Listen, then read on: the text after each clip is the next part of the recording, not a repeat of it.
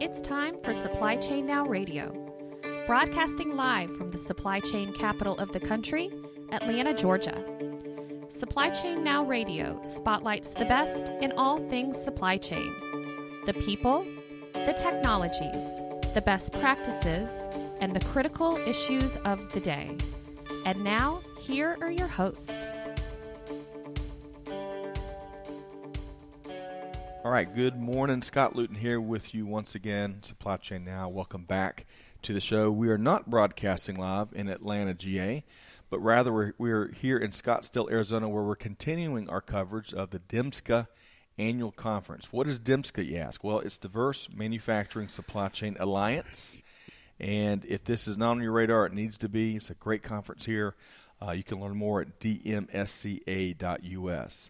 Before we get started with this business leader, we'll be interviewing two quick programming notes. Number one, you can find us and subscribe to our podcast at Supply Chain Now, wherever you get your podcast from. We'd encourage you to do so.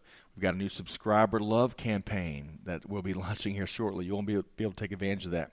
And then secondly, want to say big thanks to our Diversion team for sponsoring our coverage here at the DMSCA Conference. And on that note, we're going to bring in our esteemed fearless supply chain adjutant co-host, Paul Noble, founder and CEO at Diversion. Paul, how you doing? Thanks, Scott. Great to be here. We just keep adding starting on. To warm up. Yes, it is. Chilly desert morning. You can almost see that. Our listeners can as you right. describe that, Paul. And we just keep adding monikers as we introduce you as a co-host here. So, but all right. So putting you on the spot real quick before we bring Mark in. What is one neat observation? I mean, gosh, especially from the last conversation or the conference that you can share from the DMSCA event here. Yeah, I think the depth of conversations shared with David last night. David Burton. Yes. Yes. Yeah. DMSCA leader. Okay. Oh, yeah. Yep. Yeah. Just acting like everyone knows David. Shared with David last night how impressed I've been interacting with the group and being our first time here. What can we do to be more involved and support? Because I think that there's a lot of great things going on here, but that much of the sessions are walking the walk, and he loved it. He loved that outside eyes observation, and I think that's the takeaway from the individuals we've talked to on the podcasts here, and the breakout sessions and just the sidebar conversations. It's all about getting things done and working together and learning more and being curious, and I think those are all great elements to have at an event like this when we're all spending our time. Excellent, and really accurate feedback there. I appreciate you sharing. With Diversion in mind, you can learn more about Diversion, what Paul and the team are doing at Diversion.com. They're using an AI-driven technology to harmonize data around the world, focused on materials management. Yep. Yeah. Glad to have Paul along here for all these conversations we're having.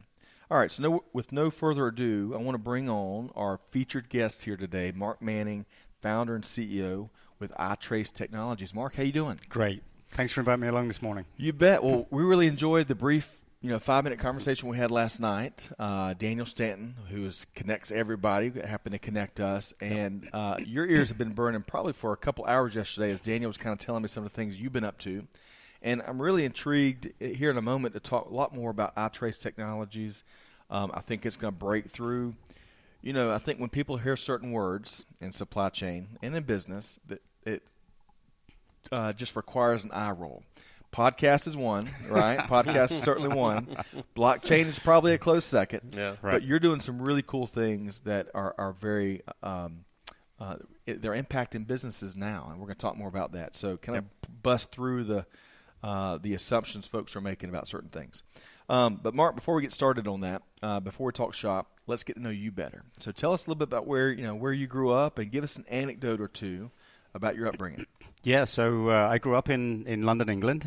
I was actually a telecoms engineer. I studied telecommunications, and I was traveling all over the world, actually working for an American company. They were based out of New York.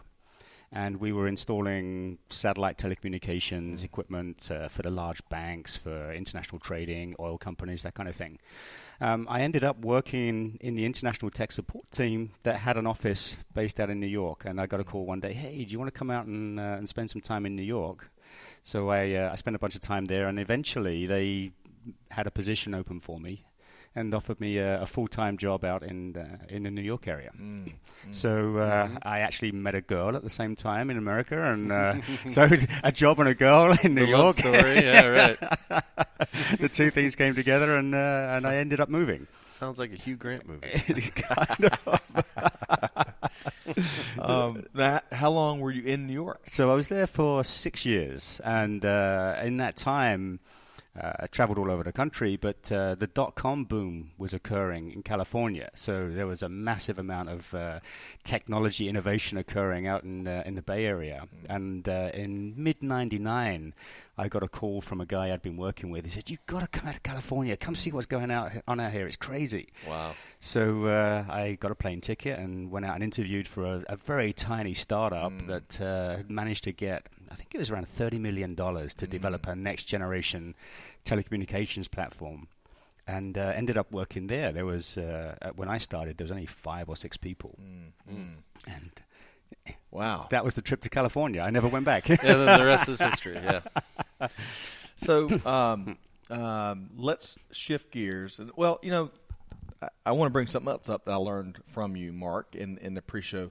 You're a big cyclist, and you cycle competitively. Yes. So before we talk about iTrace, tell us about where that passion, what that came out of. Right. When did you start that? Well, so when I was in the UK, I used to race cars. Car racing, motorsports was my big thing, and I had a race car that I took over to Europe and raced over in Europe.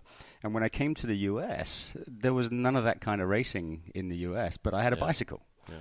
So that's a song. So I was out riding this bicycle, and it was way too big for me. A friend had given it to me, and I got involved with the local bike club, and they said, hey, if we get you a bike that fits you, would you race for us?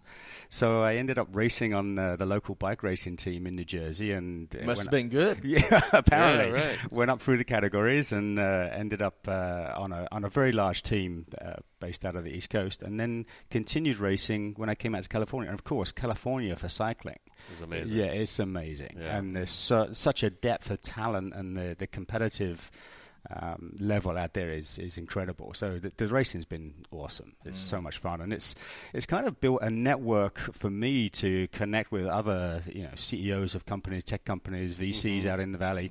It's kind of taken over from golf in that respect out in California. Exactly. Yeah. So no urge to go back to motor racing, auto racing. Oh, I'd love to, but it's not as environmentally friendly these days. Have you seen Ford versus Ferrari? I have last weekend. Yeah, we did too. Yep. And also one related that's more of a documentary. It is Shelby. Oh yeah, I did see something about that. It's on Netflix. It's a documentary, and it really, I didn't know his background. Familiar with the Shelby Mustang and his name on a lot of different models, but what a fascinating entrepreneurial story. Yeah. That's fueled with a fiery need to compete. Yeah. So anyway, well, who knows? Once you win some cycling titles, we might see auto racing on the Indy circuit or something. Yeah, I'm fanatical about F1 these days. I watch F1? a lot of Formula One, and that's getting very exciting the last couple of years. It was boring for a while, but now I'm watching a lot of that. Cool. All right, so let's shift gears and let's talk more about iTrace Technologies. Yep. And so, for starters, tell us what the company does. So we provide supply chain security solutions, and primarily we help manufacturers who are producing product in China or other parts of Asia secure that production from the moment the product is born all the way through to its end of life. So being able to ensure that your factory in China is only producing the product that you ask them to produce, that you're tracking all of the scrap to make sure it's not leaking back out into the marketplace, and then providing that security on the distribution chain from the factory all the way through to the retailer and the end consumer, fighting issues like counterfeit, grey market trading and diversion of products, and warranty return fraud, that kind of thing. And there's a big demand for that level of transparency, right, Paul, in today's supply chain? Yeah, everyone refers to end-to-end and really not linear at all, but that traceability from product to bill of materials through the direct materials all the way back to the source, depending on what you're making, I think is an absolute desired state by nearly every manufacturer, if not all. Right. So, Mark, I wish we had your product about 8 years ago. So I spent a little bit of time in metal stamping, and we would supply parts to a variety of industries. And one of my least favorite projects I was given is we had sent some bad parts to a company, and they identified whatever took place. They identified it was our part. So I was given the project of tracing it back and pulling out from inventory other parts that were related to that that lot. Yep. And for us at the time, it was a deeply manual process, and I probably spent 2 weeks of my time. And to be fair, I was not the most engineering minded, so I had to learn kind of the whole process as I did it. But it probably took 2 weeks to get back and make sure we isolated the rest of the parts from that lot, so that it didn't contaminate any other products. I bet with your solution, it doesn't cost people weeks and weeks of time. No, we can determine the exact machine, the exact date in seconds. It's all produced on a report. One of the big side effects that I didn't expect from the implementations that we did, that the customers really appreciate, was that, we're securing the machines in manufacturing, and we're securing the manufacturing facility to ensure that they're only producing what is requested on the purchase order. Yeah. And we understand where the scrap goes, and they can control that. But what it did give them that I hadn't thought about was real-time visibility into what is being produced at this moment in time on this day. Yeah. So they have a dashboard now. They can look across the 4 factories that are producing for them in China, and they can look at exactly the progress of each purchase order almost in real time at that factory in China. And that normally takes them days of phone calls, chasing around, trying to find someone who understands what's going on. What a demand planning superpower, right? Yeah. That's fantastic. Yeah. So what type of tell us about the applications. So I mentioned metal stampings earlier. What are some of the common products that you're dealing with? Yeah, so our heritage, where we actually started off, was securing watch production for a very large U.S. watch company, and being able to provide them with the information on 3 specific problems. 1, how is their factory performing? Are they producing additional product and shipping out the back door? 2 is, how is product getting into marketplaces like eBay, Alibaba, Amazon? Not the 1s and 2s, but the bulk that's getting onto those platforms as diverted or grey market goods. And then the 3rd thing was when they received a product back for warranty, return, or replacement, is this product genuine or fake? And how much time does their incoming customer service spend trying to figure out if someone's trying to request a warranty replacement for a counterfeit product, warranty return fraud? So we started off in the watch industry, and that's where our technology evolved. We now have a number of European watch brands that are using our technology, specifically the ones who are producing in Asia. And now we're moving into medical device and aerospace, because when you boil down the manufacturing of a watch, it's a stainless steel machine in very much the same way as a medical device is a stainless steel component, or an aerospace part is a stainless steel titanium aluminum component. So we're evolving now into these other industries that are, from a production and supply chain perspective, very, very similar to what the watch industry does. Very deep supply chain, very complex parts, shipping all over the world. Yeah. All right. So, so clearly, very meaningful impact, big, real, tangible ROI. Yep. So I am not a technologist, but I'm assuming your solution is built around a blockchain at its core, or it takes elements from blockchain. Speak to that a bit, because there's so many folks, and we talk to them on a regular basis. Not everyone, but a lot of folks believe blockchain is a fad. It's coming and going. And then the other side of the house, folks know that it is revolutionizing the supply chain business world. So speak to that a little bit, how you're incorporating. So we're actually seeing 2 streams. of companies out there. The ones that are curious and interested in blockchain but haven't deployed it yet. Maybe they're looking at it and doing pilot tests. And then the companies who have absolutely no interest in blockchain and are looking for solutions with traditional technologies and database technologies. We happen to have evolved from a traditional technology company into a company that is supporting blockchain for the future supply chain security. So we're seeing both, and we actually run both side by side. Okay. So we're not a pure blockchain company. We don't have a token that we sell or an ICO strategy.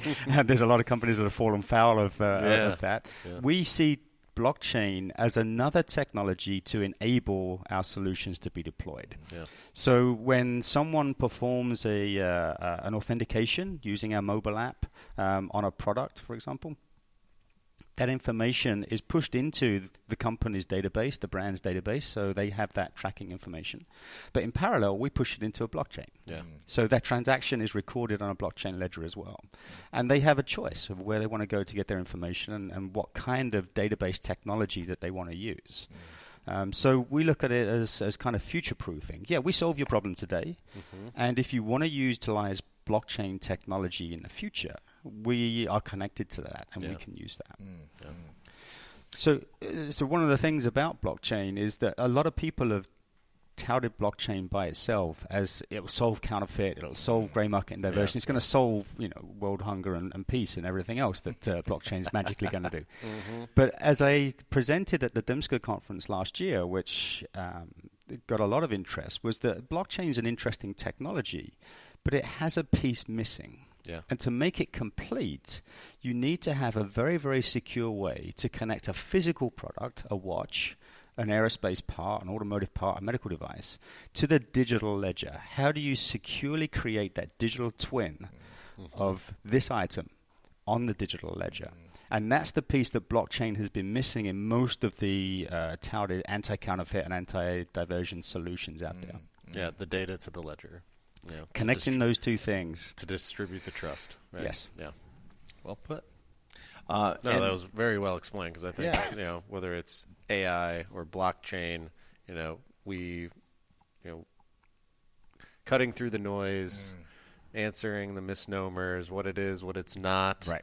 Your expectation, neither are magic wands, right. And there's a strategy towards both at scale, mixing traditional with, scalability possibilities with those technologies, not replacement, not magic wands, right? Right. All the things that I tend to explain it as we go into our customers. When we're asked, so you put that on a blockchain? And we're like, well, there's always the possibility that you can get there once your data is in a place that supports that appropriatly from a digital perspective. So lay the foundation, put up the studs, then put on the roof, right? Right. Rather than working backwards. Right.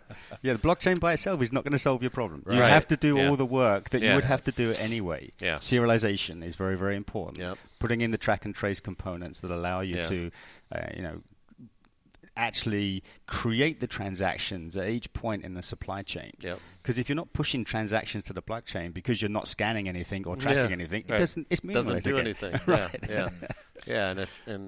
And I think a great place to start, and it sounds like that's what you're doing is, all right, do you have a new finished good? Let's start there rather than trying to overwhelm yourself by trying to transition everything in the past immediately. Yeah, and you have to start when the product is born, because if you can't authenticate that the product when it was produced is the one that is recorded on the blockchain, it doesn't matter what happens at the distributor, at the retailer, at the consumer. You have to secure it at the very beginning, because otherwise all the data after that is in doubt. Right. And that's what people are realizing now with the blockchain solutions, is that having a blockchain by itself doesn't actually solve anything. Right. Doing the actual supply chain security work with a blockchain database actually does make it easier to deploy. And that ease of deployment is something that I think blockchain lends itself to very, very well. Certainly if you're deploying in Asia at factories, connecting those factories does become a little easier. And that's the advantage, I think. Okay, so I want to kind of bring the conversation out a bit more broadly. And Mark, I'd love for you to weigh in on. You've got a global, a fast-moving, ever-evolving global end-to-end supply chain community, right? What's one or two things from a trend standpoint, from a development standpoint, innovation standpoint, you name it, that you're tracking more than others? So one of the greatest challenges we find when we start working with clients is the hurdle of the education initially. They know they have a problem, but they have no idea how to solve some of these problems. A lot of companies we work with, I mean, we're talking big global brands, have no serialization process in place right now. And although there's a serial number actually on the product or on the package, no one's actually tracking it. Yeah. The serial number is applied at the factory. Someone's got a label and they've put a serial number on there, but they are not actually capturing the data. So they've done the first step, but not the next piece. And we're seeing, I see more and more of that, but I see more and more companies now who are realizing that they have to do something with this data. Mm-hmm. The data is valuable to them. They're not capturing it, but they need to. Yeah, because once it's gone, it's lost. Yeah. Right. Yeah, and having a serial number, the second trend is having a serial number or a QR code or a data matrix code is not a security solution. Mm-hmm. So it's great for basic, simple logistics, basic, simple supply chain tracking. But providing product security is another layer. You can't do that with a QR code. Mm-hmm. Creating authenticity with a QR code is anyone can create a QR code, anyone can read a QR code. So being able to provide that authentication layer to the product itself, the packaging, and then tie that in as the track and trace component through the supply chain is where we're seeing things going. Blockchain has been valuable for us in another way, kind of unexpected, in that it's brought the conversation about supply chain security much, much higher up. It's created a curiosity. It's created an awareness that, okay, yeah, there's a mechanism out there that we need to have for tracking things. We don't do that today. So now the conversations are starting. Yeah. And I think that's been, for me, its greatest value is as a discussion point, as a start of a discussion that leads to, blockchain can do that, but you can actually solve our problems today. And and not have to kick it out years. We don't have to wait for that to be the solution that eventually solves it. We can do something today and save the millions of dollars between now and when that actually happens. A brick by brick approach. We're in construction mode. I know. This morning, huh? So supply chain, construction, technology, converging here in Scottsdale. I love it. All right, so I want to pick your brain on something. So last night you shared, you've been in a variety of startups. Yeah. And I would love for you, Mark, to speak to, startups have really proliferated out in the supply chain community. And I think the other cool thing to see, kind of having been in this space for about 15 years, is that large established companies are more and more willing to partner with startups, more so than 10, 12 years ago, maybe even more so than 5 years ago. I don't know. Yeah. Speak to, for the entrepreneurs listening and tuned in, speak to some of your key lessons learned from being a habitual startup contributor or participant. Right. So this is actually, I was counting last night when I saw some of the discussion points. This is actually my fourth company that I founded by myself. But I've been involved in another 3 or 4 startups that other people have brought me into in different roles. Yeah. So I have a product company alongside the software company that's iTrace Technologies, and have co-founded a manufacturing product company out of San Francisco. I co-founded a company called Dodo Case, and we made handcrafted cases for Apple's iPad. Nice. Oh, okay. So that was cool. That was my real stepping stone into manufacturing. Mm-hmm. But we actually shortened our supply chain with that company in that we produced everything in San Francisco. Nice. So although everyone self-contained. We realized that you could actually produce some of the parts cheaper than having them produced in China and shipped over. And our lead time was 0 because we could go out into the workshop and produce one if we wanted to. Yeah. And we didn't have a minimum order. There was no minimum order required. Yeah. So for one-off to 10,000, you're ready to go. Yeah, you want 5 tomorrow? Yeah. Okay, we go in a workshop and we produce them. Obviously, there was a capital equipment investment that we needed to make up front, but it actually paid for itself within a year. So from an entrepreneurial perspective, if my advice to people who are starting product companies is that you don't have to manufacture in China. Yeah. Certainly not from day one. Mm-hmm. Now, you may not, at scale, at very, very large scale, make the same margin as you would if you were, purchasing product in bulk from an offshore manufacturer. But you can actually simplify your supply chain, simplify your production. And what was really key for us was being able to produce units of one. Because as soon as we were able to produce units of one, now we can produce custom product for the client. Yeah. Now they can go into the website, type in they want blue this, green that, stickers in different places. Yeah. And we could create custom product for them. And that was because we pushed the supply chain down to be able to create individual products of one. Yeah. And that's all the rage these days. As Gartner and many others have pointed out in their research, mass customization is a big deal. Yes. Right? Everyone wants to pick their colors or pick their style or pick their texture, whatever it is. Yep. Put their dog's face on it. Yes, that's right. Yeah. And companies are finding ways like makeup companies. I can't remember. L'Oreal, I think, is one that Gartner. Right. They're finding ways of offering customization on that mass scale. It's really a fascinating trend in retail.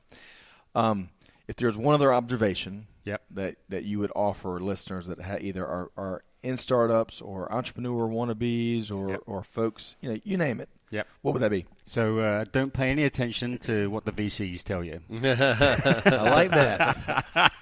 Damn the torpedoes. Exactly. The VCs are going down.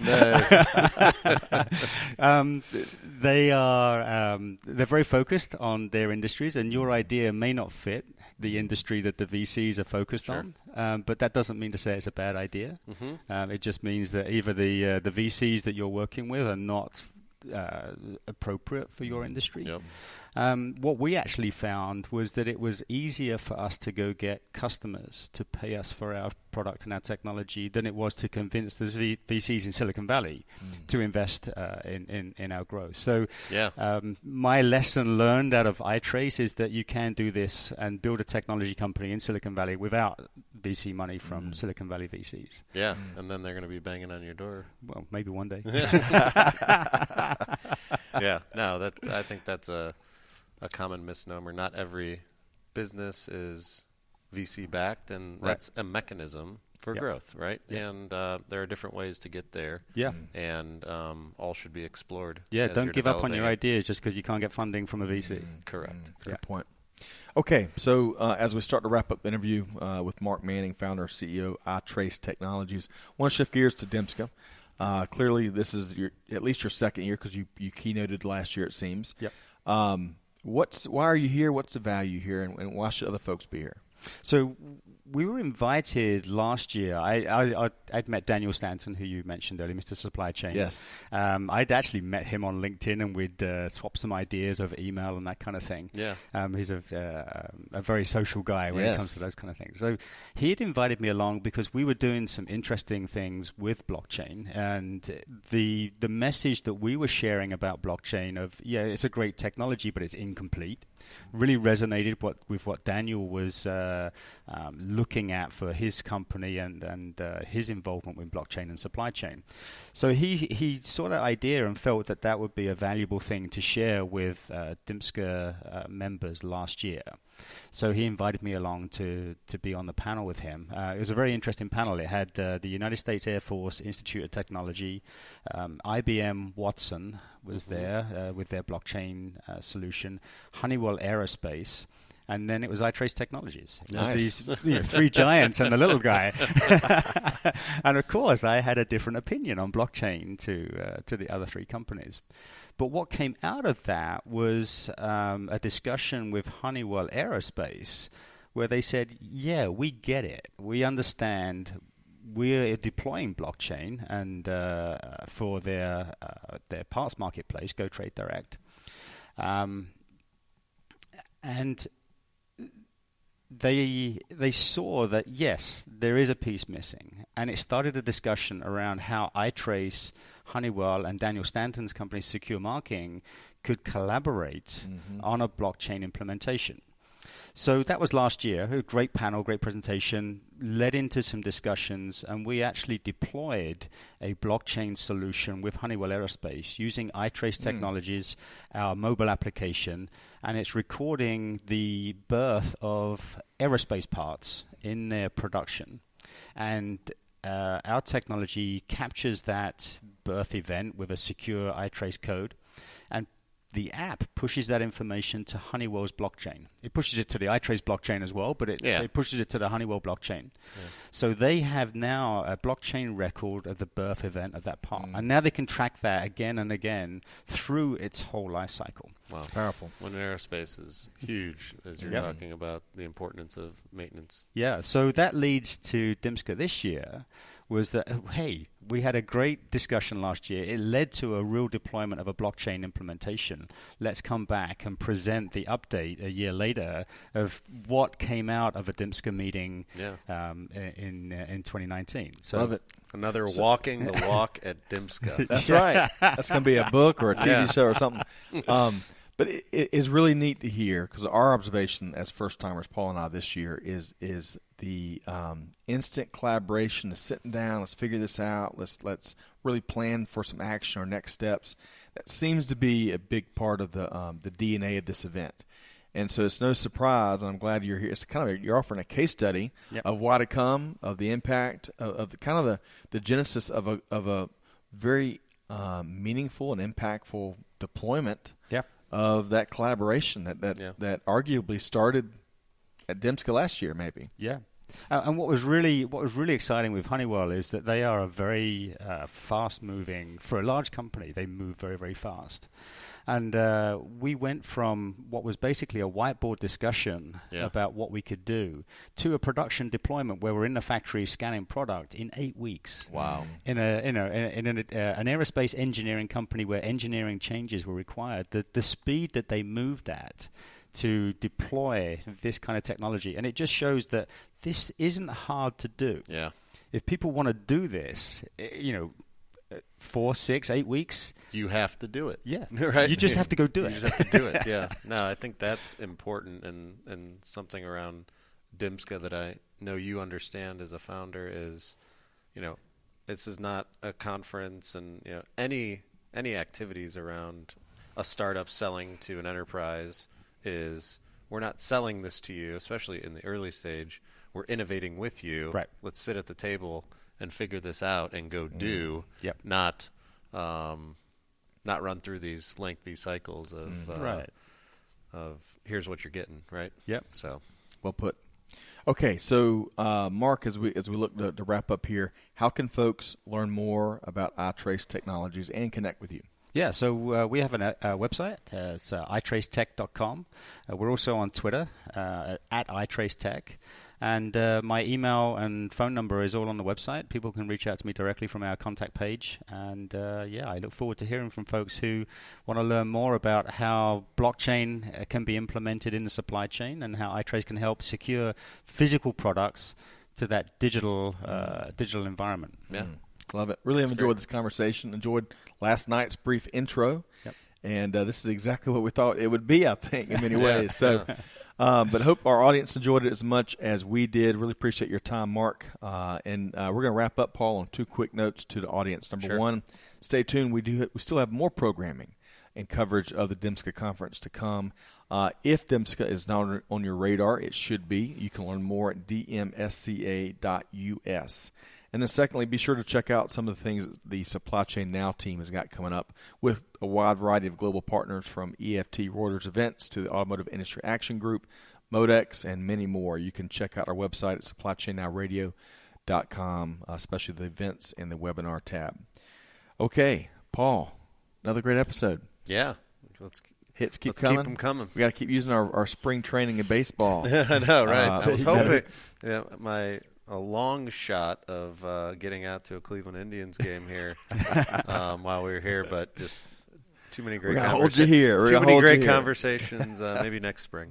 Well, big thanks to Mark Manning, founder and CEO at iTrace Technologies. Of course, big thanks to our sponsors, Paul Noble and the Diversion team. You can learn more about them at Versen, VERUSEN.com. On behalf of the entire team here at Supply Chain Now, Scott Luton signing off for now. Hope you have a great week. Don't listen to the VCs, and we will see you next time on Supply Chain Now. Thanks, everybody.